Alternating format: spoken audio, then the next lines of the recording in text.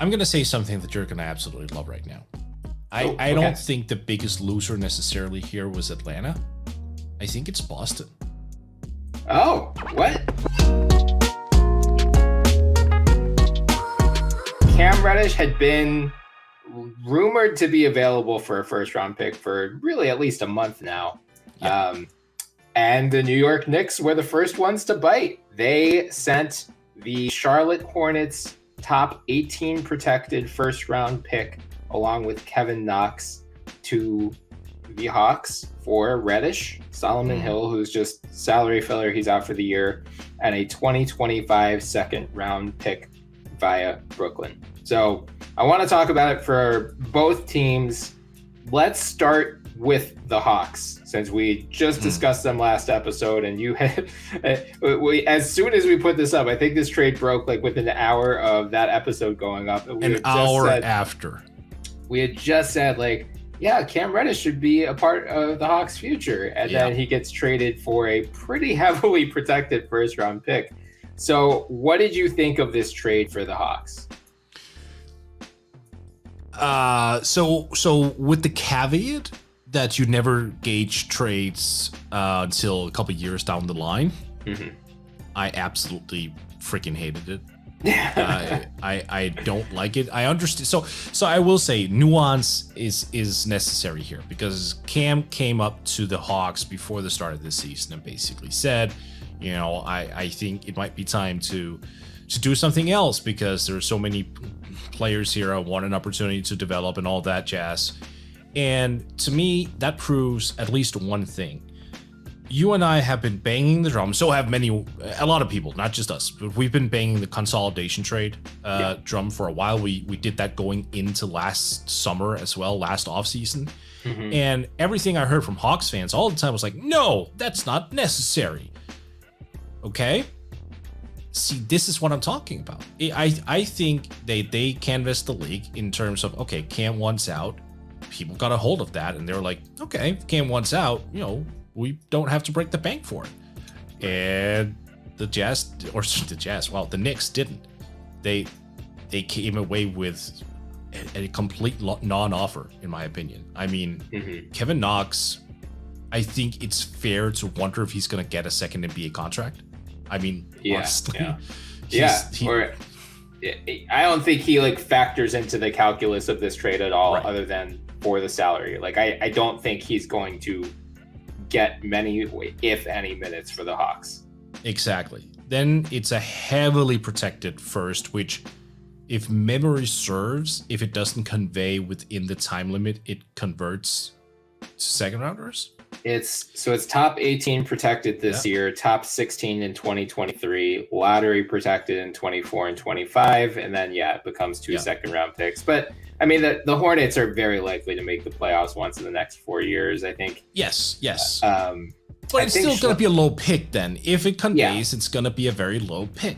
And to me, I'm looking at the player Cam Reddish, and I understand that he's not a perfect player. There are still several holes in his game. He's still very young, but you can't tell me there isn't something intriguing there, especially this year. I mean, one of the issues he had was converting shots. I mean, literally, that was a problem of his. And then this year, he started figuring out, okay, I need to improve my jump shot. I need to make sure that I take better shots just in terms of overall shot selection. He did that. So you're seeing a level of progress, and you now have to give that up for essentially this very heavily protected first rounder, which, let's assume it conveys in the traditional sense it's going to be a first rounder. Okay, it's going to be very late. Sure, the Hawks have a great draft record, so that's optimistic. That's good. But that doesn't mean that it's automatically a good pick that's going to turn into the equal value of Cam Reddish. And you even relinquished a second rounder yourself, like for the Hawks. It was like, okay, why? So I have to assume that the Hawks rang around the league and interest was a little bit lukewarm, in part because, word had gotten out. He wanted to go, and everyone knew that the Hawks were in this situation. So maybe they just painted themselves into a corner by refusing to, or not refusing. I don't know if a consolidation trade was even on the table, but I think they should have gone after one pretty aggressively last year. And I wonder how much of this is a direct result of this trade. If nothing at all, like if there's no real correlation between them, okay, fair enough. Then I would just have kept Cam and told him, let's work something out next summer. Yeah. Yeah, I mean, I'm with you, and like I want to give this an incomplete for now until we see what they do between now and the deadline. If they keep that pick, who they use it on, yada yada yada. But like my gut instinct, snap reaction, if I'm grading the trade as is, pretty high grade. Like I think just a solid A for the Knicks, and then like a D or an F for the Hawks, because it just feels like such a waste of a potential asset. I know Reddish is still very rough around the edges. Like he's just so inconsistent. You see these flashes where you're like, holy crap, this guy could be a star one day. And then the next game, it's like, did this guy just learn how to play basketball last week? Like, what's going on here? He can be a total black hole. Shot selection is iffy. Defense, like he has the frame and the athleticism to be a plus defender. And the production sometimes he legitimately looks like a good defensive player.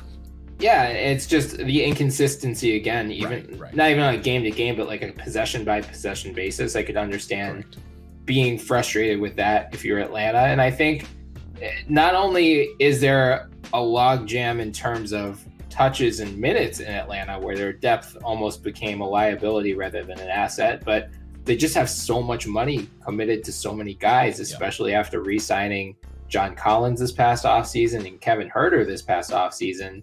By the time Reddish's extension would have kicked in, Gallinari will be off the books, and Bogdanovich has an $18 million player option for the 23-24 season, so he's could be gone by that point as well. So like they wouldn't have had Gallo, Bogdanovich overlapping with these new higher salaries for Reddish and DeAndre Hunter. But it's like you're still going to be a tax team very soon either way. And right now, the Hawks are 17-25, 4.5 games out of the play-in tournament. So you're not typically wanting to pay an exorbitant tax bill for a team that it took a major step back this year. So like I get it from Atlanta's perspective in that regard. Agreed. It all still just feels like selling low. Yes. And because it is. And I can't imagine that they wouldn't have had a similar deal on the table at the deadline. Like I'm not sure what the hurry was on, the middle of January, a month before the deadline, being like, all right, we gotta take this top 18 first rounder. Like that, you're telling me no team was willing to offer a first other than the Knicks? Maybe.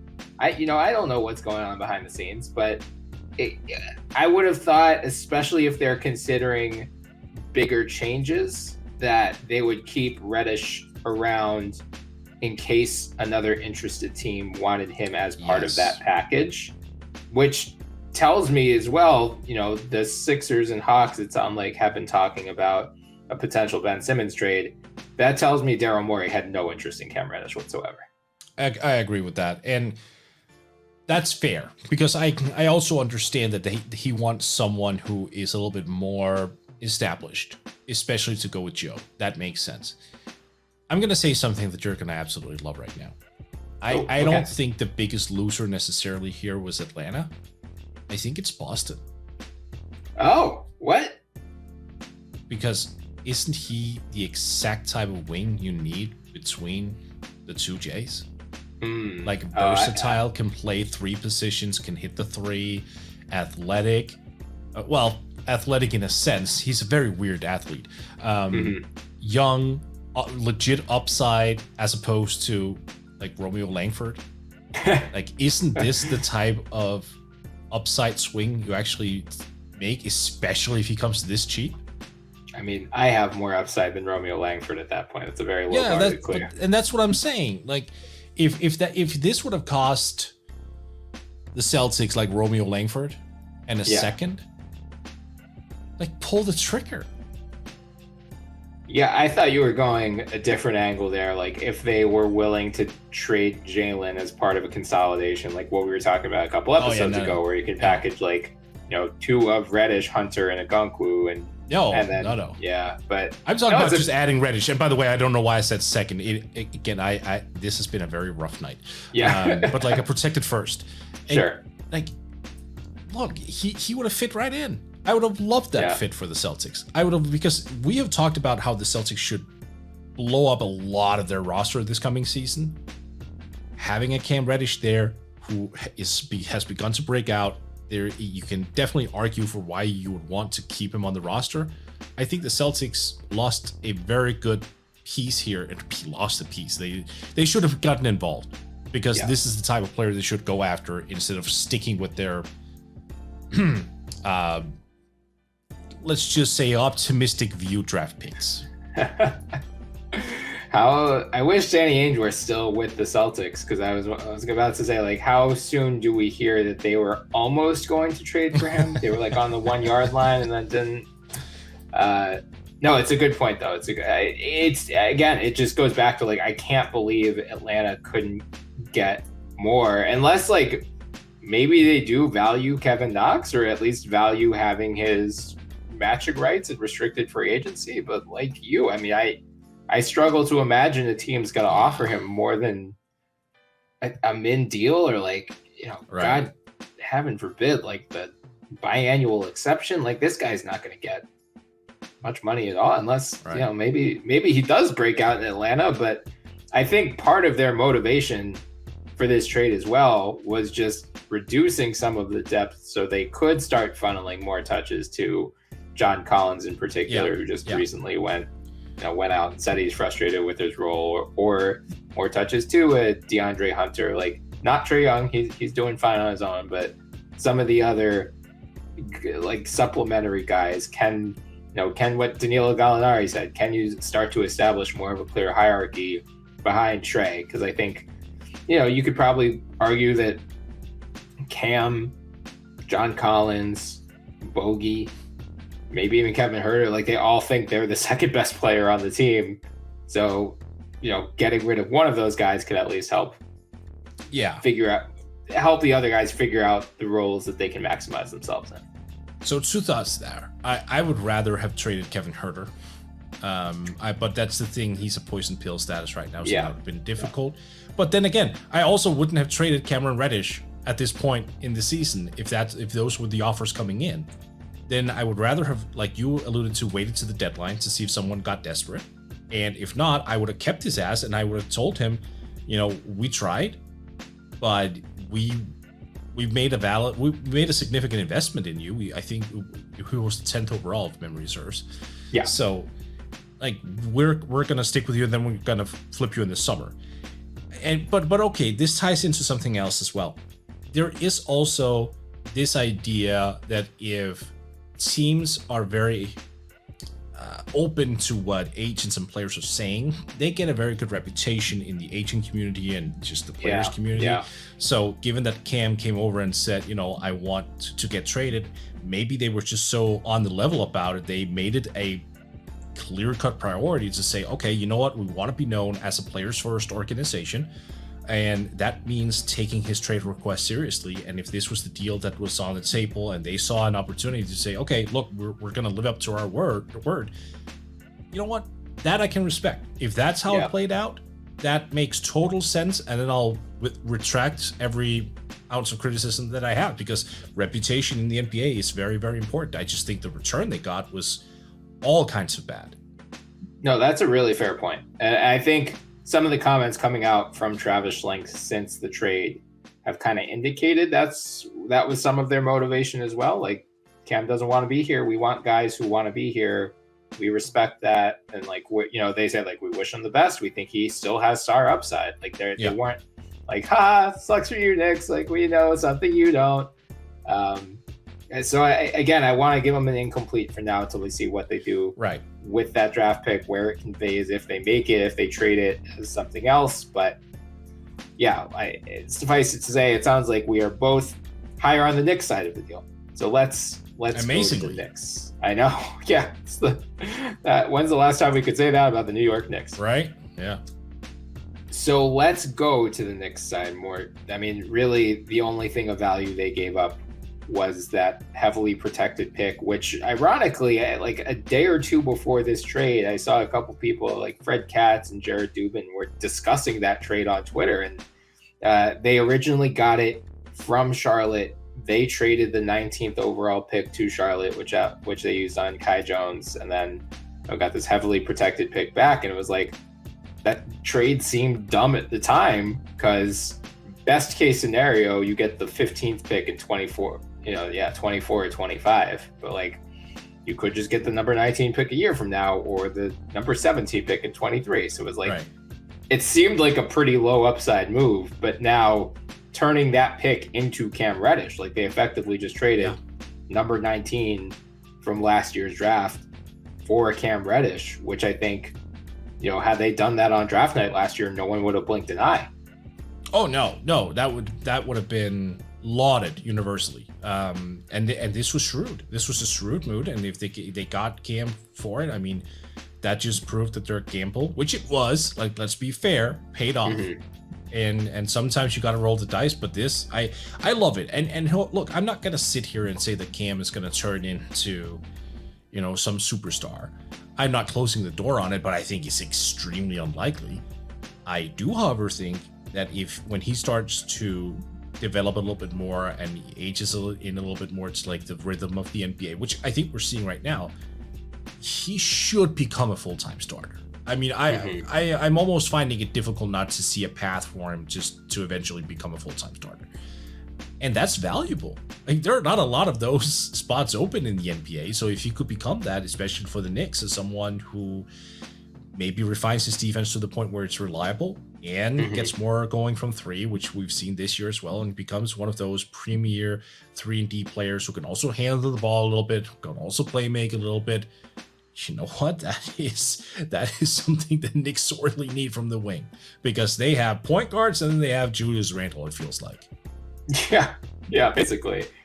I mean, I saw something, I think this was from Mark Berman of the New York Post, where he mentioned this gives them flexibility, not only like just adding another wing to the rotation, but like they apparently have been high on him for a while, and they think he can play 3 different positions. So this gives them some flexibility in terms of, like, if they're considering a bigger trade, maybe they're willing to move RJ Barrett, or maybe they're willing to move Julius Randle now that they have Cam Reddish, who could potentially slide in as that full-time starter.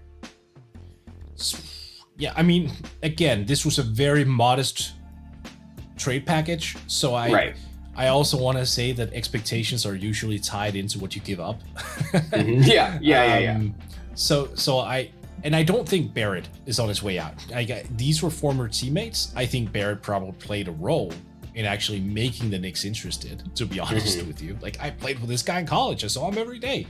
I wouldn't be shocked to see those two get minutes together, and then look, hell, Zion is probably going there at some point, right? I was gonna say, like, that's the conspiracy theory among New Orleans people, is like, it wouldn't shock me if that was part of New York's motivation. Like, we've seen them do this kind of thing. I mean, 2 years ago, they traded Kristaps on, like, the hope of landing KD and Kyrie, and then ended up with Julius Randle instead. So, like, I'm not saying Zion's definitely going to the Knicks, but I think probably not a coincidence that 2 of his former teammates are now playing together there. I mean, it's fun to speculate. I'm not going to go that crazy into it, because, look, it's also going to take a haul just to get Zion, and I don't think the Knicks have that haul.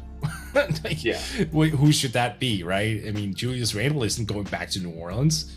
If you want to have to involve those 2 guys, probably, right? Like, right, exactly. And that makes no sense whatsoever. And as much as I love Emmanuel Quickly, I mean, he's just not there in terms of, like, trade value wise. So, right. No, but I love it for the Knicks in a vacuum, even if they don't do any follow-up moves or whatever, because they just needed someone who's agile, got some size on the perimeter, can actually disrupt things. And look, is there a better landing spot for Reddish defensively? Like, he is going to learn under Tom freaking Thibodeau. I mean, at some point, you just have to lay it out, like, there is not a better basketball education to be had defensively. So if that was his swing skill coming in, the Knicks just increased those odds of him becoming good significantly. Yeah, I mean, if consistency has been one of the things that's been plaguing him, like Tibbs is just going to have him ride the bench unless he starts giving more of that effort. And maybe, being paired with Randall, Barrett. I know Fournier has been having a rough year, but like in theory, he is an offensive weapon. Derrick Rose when he comes back, Alec Burks, Kemba Walker, like they don't need Reddish to walk in and be a 20-point scorer right away. Like he can be more of a complimentary guy. Yeah. It'll be interesting to see how the Knicks alter their rotations to incorporate him because, Kevin Knox played 8.5 minutes per game in 13 games. He was not 111 total minutes this season. He's not a member of the rotation. So they are adding someone without subtracting someone, which, begs the question of like whose minutes do get cut here a bit. And I would guess Fournier is probably the answer given some of his struggles this year, but yeah, probably a little bit. But like in theory, I mean, he is the highest volume 3-point shooter on the team, and he's still shooting 39.1 from deep. Like Reddish is not nearly as consistent of a 3-point shooter, so they might need Fournier and Burks out there just for the floor spacing purposes alone. So I'm with you in thinking like, yeah, it's fair. Not like I wouldn't, if I'm a Knicks fan, I would not come in and expect Cam Reddish to be like, oh yeah, this guy's going to be an instant superstar. Like, oh yeah, no. You gave up a very heavily protected first round pick. You'll be lucky if he turns into a solid starter. Like chances are, and it won't have to be now either. I mean, right. This is a bit of an upside long-term play. And yeah, this is where things get tricky because he's already up for an extension after the end of this year. Right. Probably won't be when he's a strong candidate to hit the restricted free agent market next year in 2023. Yeah. But I mean, he could have a hell of a fourth year. Yeah. I mean, I think it was smart for the Knicks to acquire him now. Like I am, where I'm like, what's the rush for Atlanta to have made this move? I think the Knicks were probably like pleasantly surprised that Atlanta accepted this offer because that really isn't a huge loss for them. That, a heavily protected first round pick, and then getting at least 3 months worth of data, assuming they don't make the playoffs or make the play-in or whatever, they'll at least have like 3 months of the regular season to evaluate his fit before they have to make any decision about the extension. Right. And then if they can't agree on terms, let him play it out. You got a full year to evaluate him, and he hits restricted free agency, and you're matching rights. So, like, it only takes one team to overpay him and force you into a tough spot. And I think that was part of Atlanta's motivation to move on. But no, the Knicks, to their credit, have kept their books pretty clean of long-term money. So they don't have nearly the financial concerns long-term that Atlanta does. So they have more time and leeway to evaluate Reddish before needing to make a decision either way. Totally agree. I can't believe we just praised the New York Knicks that much. What got into us? No, look, I mean, they've done certain things well last year, and then this year was just very, very bad, and now they finally did something that was worth talking about. Yeah. Let's hope they turn the corner. I doubt it, but... I mean, they are tied for 9th in the East at 22 and 21. Like, Atlanta's going to need to start making up ground soon. I know it's still early in the season, but they're now 4.5 games out. Like, this is still very much a 12-team playoff race in the East, and I'm including Atlanta in that mix. But if they continue their struggles, we drop down to an 11-team mix, and, that means someone's going to walk away disappointed, like really disappointed from this season. Because I promise you, like right now, the 11 seed is the Boston Celtics, which is absurd. Like the East has 11 teams at 500 or above. Am I getting this right? Since November 27th, the Hawks have only won 6 games?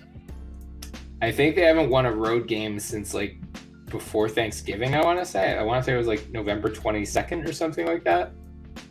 Yeah, but I'm talking overall. Do they only have 6 wins since November 27th? Oh my. Yeah, it's been. Do. Yeah, it's been quietly very bad for them for a while. I knew it was bad, but I didn't quite appreciate just the level of suckiness. Well, luckily they have a home game against the Milwaukee Bucks tomorrow, so I'm sure that'll fix things. Yeah, and then the Wolves were actually playing better basketball than the Heat. The Hornets. Oh, no, they'll get a win against the Kings on the 26th. Yeah. But then nice. Boston, Lakers, Toronto, Phoenix, Toronto, Dallas. Like, this could get a lot worse before. I mean, there's a reason we've said to circle the Hawks as a team to watch ahead of the deadline, because if things could go really off the rails in the next 2 weeks. And remember when you laughed at me when we did our preseason things where I said that I was not fully a believer of the Hawks this year. I thought there was some luck involved last year. And you were like, no, the Hawks are going to be in the top 4. I told you there was a possibility. I'll admit, I never thought it'd be this bad. Yeah. I'm not going to front, but yeah, like I am not shocked to see that they're not going to replicate what they did last year. That felt like lightning in a bottle.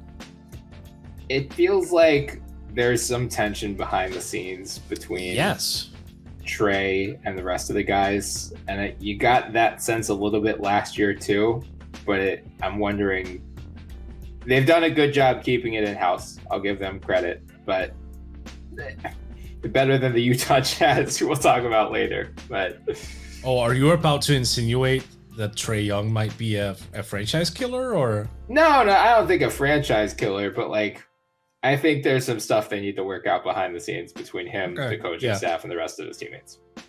That would be a wild development. Like if Trae Young was just that type of dude. Yeah. Okay. Well, I guess we'll find out. Yeah.